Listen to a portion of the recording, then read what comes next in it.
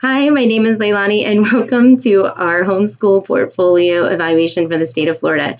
I'm just hoping that you were able to catch the link. We have been having some technology issues, and I'm just going to keep going with this. I know YouTube is definitely recording it, so if you're unable to get on board with the chat, there is the replay, and I'm hoping you're able to take advantage of that. So let me just tell you a little bit about what's going on here. Welcome parents, welcome evaluators, welcome seasoned and new homeschool families, and thank you for joining us. This is my channel, Living with Eve, and this is an informational vlogging channel that I have that shares our adventures and journeys with my family. We're a special needs family. Well, actually, I have one child that has special needs. She has Down syndrome. It's just a really fun channel, and I hope, we're there to encourage you and on your journey as a homeschool family. So let me just go ahead and show you what we're going to talk about today.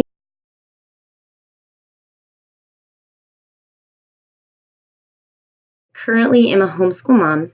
I teach at a co-op in Hillsborough County called Class Source, and I am a Florida evaluator and tester. I've been doing that now for probably a little over 5 years. Also, keep in mind, I know I mentioned this before, but every link that I'm going to mention in this live stream, I do have hooked up. I will hook up in the description.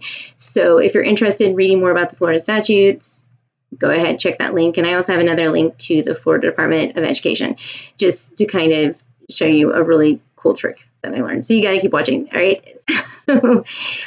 Yay, not working now. Yay, that's a really good sign. So we're working. I'm praying and hoping that you guys come on over.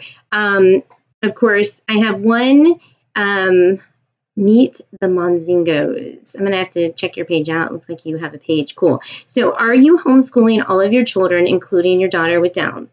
So my daughter with Downs is 2 years old, and so we haven't started homeschooling, but I'm really eyeballing that Gardner Scholarship, and I do have plans for it. And yeah, but she's 2. We do a lot of therapy, 6 sessions a week. 6 we do therapies, plus there's lots of doctor's appointments in and out. Our new one is the ENT. So, yeah. So, okay. If you have any more questions, go ahead and just pop them up there. And I'm going to go ahead and get started with our first,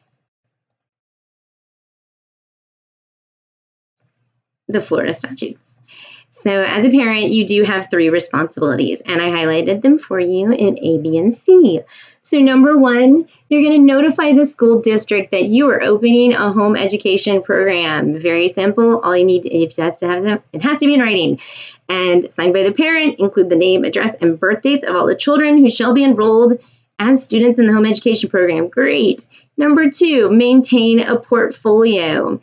And number 3, provide for an annual evaluation which documents the student's demonstration of educational progress at a level commensurate with his or her ability.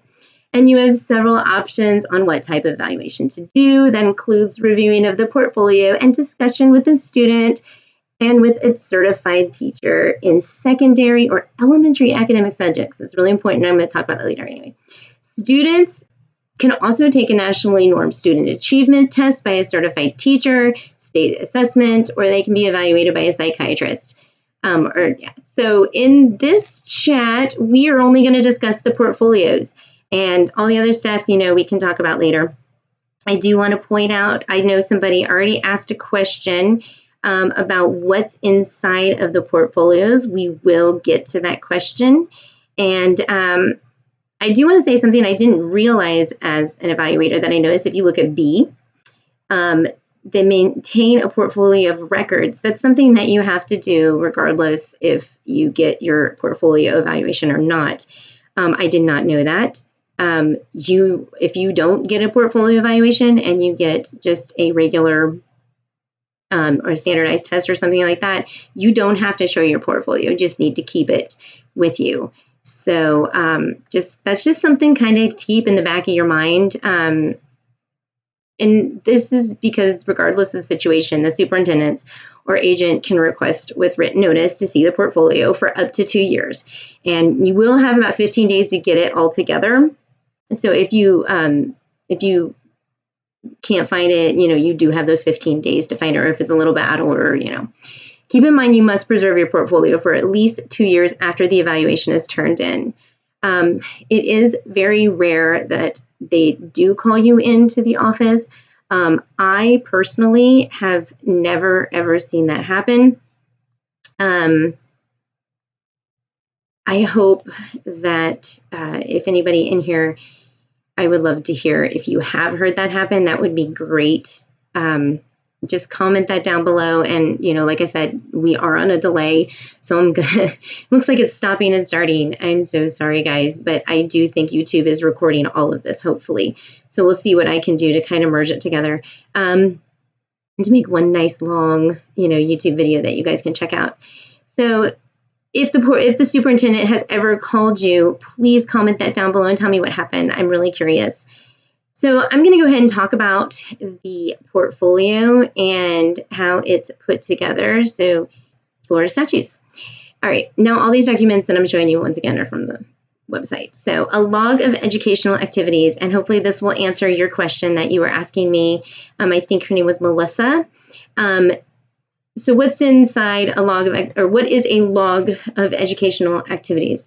So that's going to be your book list, your textbook titles, workbook titles, field trips, co-op classes, co-op activities, music lessons, sports, really anything educational is going to be inside of this log of activities. I don't think you necessarily have to date it. You just need to write down the titles of what you use through the year. Dating it probably would just keep it more organized. But like I said, a textbook you're going to use all year round. And and also this is something that I found out that I didn't know. You don't necessarily have to show your log to the evaluator. So keep that in mind too. I'm going to go ahead and check on the chats and see how those are going right now, if anybody has any questions. All right. So the other thing that you will need to keep in your portfolio is samples of, and so number 2, it says samples of writing worksheets, workbooks, or creative material used or developed by the student. All right. One thing, okay, when you're putting your portfolio together, I usually say this just kind of to keep your evaluator sane. You want to put the samples in some kind of order, whether it's a date order or both date and subject order. The one thing the evaluator is looking, like really the only thing they're looking for is progress and improvement. That's it. Progress. And I'm going to go into that a little bit more. They're not looking for benchmarks. They're not looking to see if your child passed 5th grade. They're looking for improvement and looking to see if you are if your child is doing the material that they need to be doing. So let's see what else. Okay, another example I was going to share with you. Sorry, I had to look at my notes really quick. A lot of parents, they like to ask me, how much sample work do I need to include in my portfolio? And so I can't really answer that question because as a parent, you're the one that needs to decide. So if you look where it says in E, it says the parent shall determine the content of the portfolio. So, I mean, that's basically saying you're in control. And you can see it in green. So you are in control. Now, of course, I do have parents that are like, seriously, how much work do I need to put into the portfolio? And of course, like I'm always, enough so I can see progress. But sometimes I use this example. There was one time in my life I worked for a Title I school, and the company that I worked for would do audits quite frequently. Or not the company, I'm sorry, another company outside of the company connected to the government would do audits. And we had to maintain a portfolio for all of our students. And they told us minimum 2 samples of work per month per subject. So basically, they asked for 2 samples of each subject for each student every month. And so that was the example that I usually give. That gives you a roundabout number, but going back to what it says in the Florida statutes, it says the parent shall determine the content of the portfolio. So whether that's 2 pages per month, or if it's your entire curriculum, It's whatever you want to do to show progress. Yay, another person says it's working. Yeah, I'm just not going to touch anything on the screen. I think I was flipping around to too many pages, and when I did, I think I like knocked myself off. And let me go on. I'm going to flip over to number 3,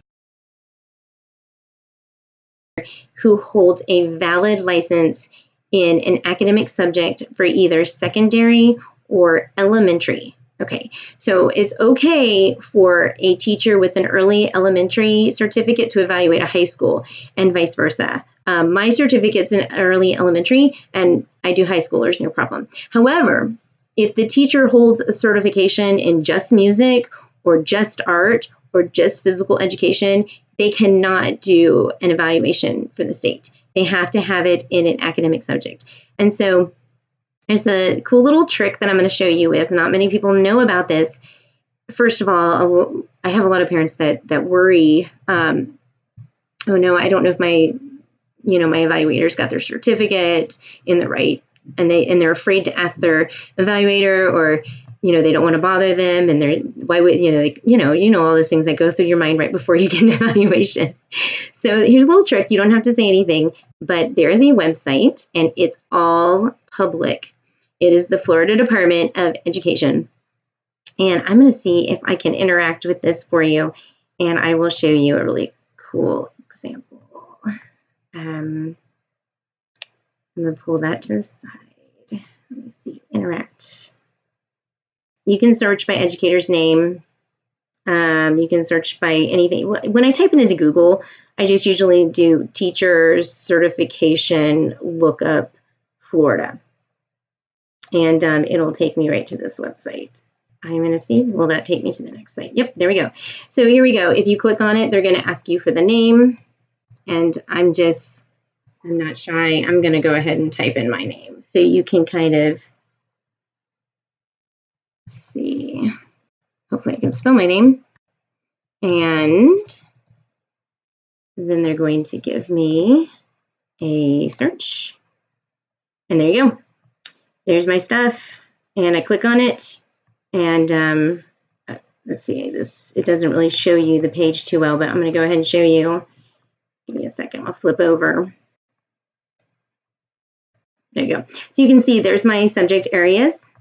And it'll show you the year as well. Now, I do have music and drama, but I do have elementary education, and that's really all they're worried about. So let me go ahead and go back to my split screen. So once again, like if you guys have any questions or comments, please feel free to write that in the comment section. All right, so I'm just going to share with you my personal suggestions, okay, when picking an evaluator. My first suggestion is ask your friends, ask your homeschool friends that usually they have an evaluator that works with them, and they use them every single year, and they've grown to trust them. You also want to look for an evaluator who is a homeschool parent or a retired homeschool parent. So this is just my opinion. I know this doesn't go across the board, but try not to get a teacher who is currently working in the school system, like I said, unless you know them and they got good reviews and you trust them. Or if there are teachers that are in the public schools or private schools that were former homeschool teachers that are now working as teachers, and during the summer they do evaluations, but they're hardest for homeschooling because that's how they raise their kid. They're just now doing public school because they love kids. So those would be good evaluators too. But someone who is just, public school teacher, you might not want to use them. You want to look for someone who homeschooled their kids or feels very, very strongly called to the homeschool movement. And I say this because a lot of teachers are looking for benchmarks and standards, and they're looking at the child according to their grade level, but they're not looking at the individual. And as a homeschool evaluator and a homeschool mom, everything's a little bit different. We look at them as individuals, and every individual is going to be at a different level, and every individual is going to work through their work differently. And you know what? That's what makes the world amazing. So just kind of keep all of that in mind. A little note that I do want to share with you that some people don't know. Some people have special needs, kids with autism or cerebral palsy or Down syndrome, and they want to find an evaluator that is certified in special needs. Now, there are some requirements by the county that has made it where, well, let me just say this. If you find someone that says they have their certification in special needs and you look it up, it's confirmed, and even if you just, you trust them, ask them if they worked with special needs. Because what's happening now, there are certain requirements in the county. I'm not going to go into too much detail, but people are going in and taking a test and paying the fees and getting their certifications in special needs instead of going through the in-service classes and college credits in order to fulfill that requirement in order to renew their certificate. It's a much easier way of doing it. It's less time consuming. So I know a lot of teachers that are doing it. They may never have worked with special needs child and they have their certificate in special needs. So just keep that in mind. Ask them if they've worked with special needs students. That's really important, that they have a heart and understanding for special needs, especially walking into your home and evaluating. And like I always said, just keep in mind, you are in complete control of the evaluation. So if you end up, finding an evaluator, and don't go with your first person, make sure you click with the person and you like them. And don't settle for the first one that calls you back. Plan ahead, call them in advance. I know for me, May, June, July, August is absolutely crazy. And I mean, right now I'm already booked out, almost done with July, but I'm booked out. And June has been, actually July kind of calms down, but June's really steady for me. There are a lot of amazing evaluators out there. We are a dime a dozen. You can find us. Sometimes we're just hiding at home, homeschooling our own kids, but we're out there. And like I said, if you don't like them, don't use them. You're in complete control. It's like shopping for a car. And don't be afraid. You are in control. I don't know how to stress that. You're seeing it in the Florida statutes. So just comment below if you this is fun. If you love your evaluator, comment below who they are and why you love them. Don't share emails or phone numbers because this is, of course, going to be up on YouTube. But just give some love to your evaluator. Portfolio. There's no design to the portfolio. It's whatever you want it to be. I've seen binders. I've seen crates. I've seen online portfolios. I've seen screenshots organized into digital folders. And then I put a post out on that site, how do you organize your portfolio? Or what is the most creative one that you've seen? I've seen scrapbooking, like I said, digital. You're in control. The parent decides. Now let's see. Oh, I got to go back to this Florida statutes. Hey, thank you, Annie. Thank you. I hope it's going through. Let me see, responsibilities. I think this is the right one. The parent shall provide for an annual educational evaluation. This is C, in which is documented the student's demonstration of educational progress at a level commensurate with his or her ability. I'm just going to keep coming back. So basically, the teacher is looking for progress. Okay, that's what it's coming down to. The teacher is looking for progress. And also that the student isn't given work that is not at their level. I mean, those go kind of hand in hand.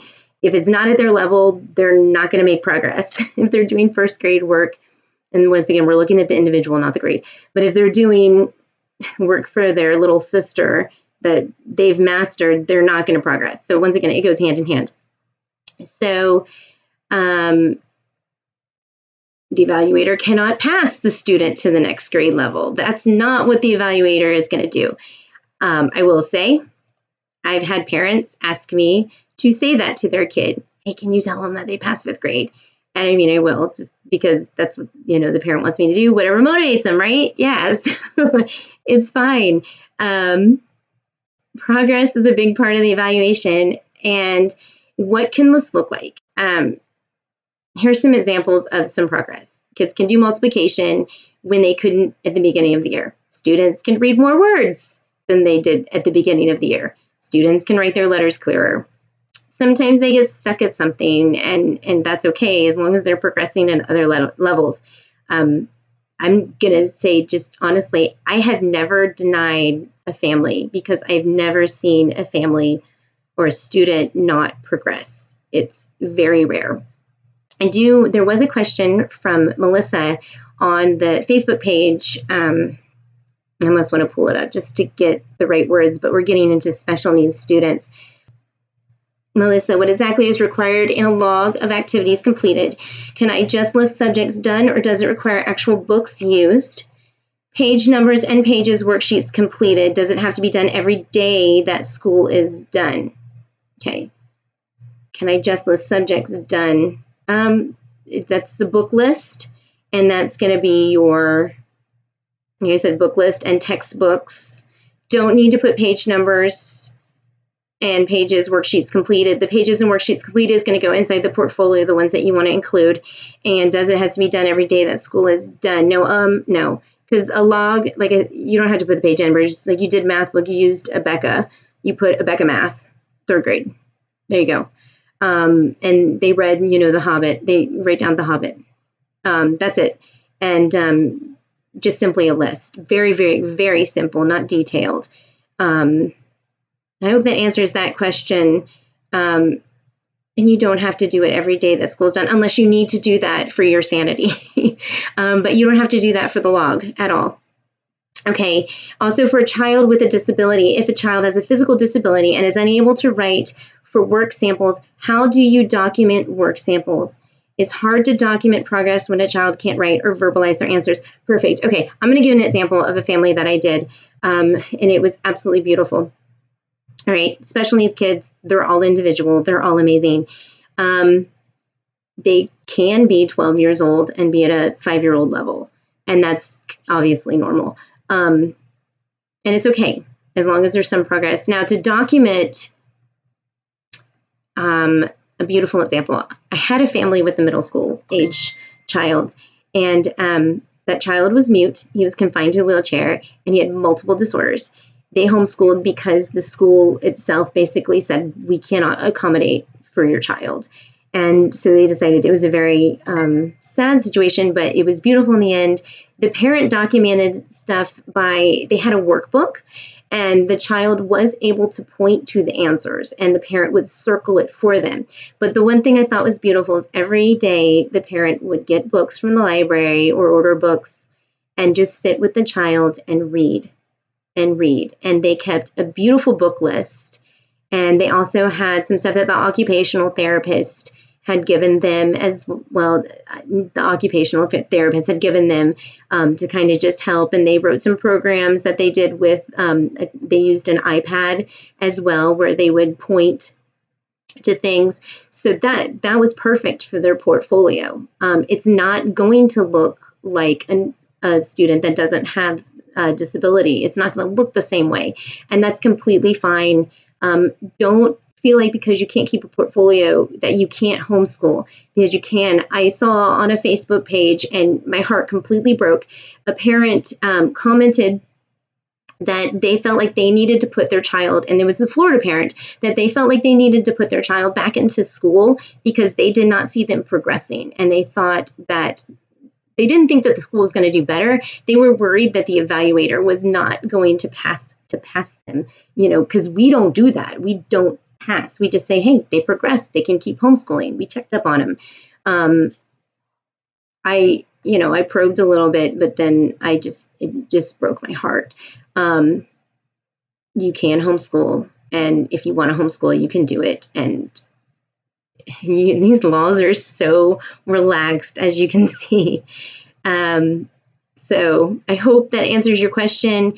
I'm going to go ahead and let's go to this picture right here. Here we go. All right. This is at the bottom of the screen. A teacher selected by the parent shall evaluate the student's educational progress upon review of the portfolio and discussion with the student. So kind of back to where I was saying, the evaluator walks in the door, and wherever you go to the library, wherever your house, and they're going to sit down and they're going to look through the portfolio, and they're going to look for progress. And then they're going to talk to the student about their work, and then they're going to fill out the form for you to give to the county, and that's it. The evaluator has 3 jobs. They look for progress, discuss with the student, and fill out the form. Simple, simple, simple.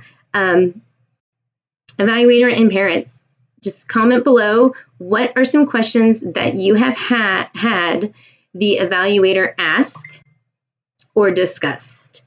And I'm going to give you some of mine. I have had students read to me. Now, I've also asked them to read, and the students like, no, because they're kind of terrified. And I go, okay, no problem. And then I just start talking to them. Sometimes if the student's really, really nervous, I try to be very subtle. And, hey, how'd you like homeschooling this year? Did you do anything cool? Like, what kind of co-ops did you take? And, hey, what's your favorite subject? Just real casual. Or like sometimes I try to kind of sneak it in a little bit there when I walk through the front door and I shake hands and I meet them. Hey, nice to meet you. How was it this year? Because I don't want them to be nervous, and I want my discussion to be very open and friendly. My favorite way to do a portfolio, and of course, it's up to the parents how they want to present it and how they want to do it.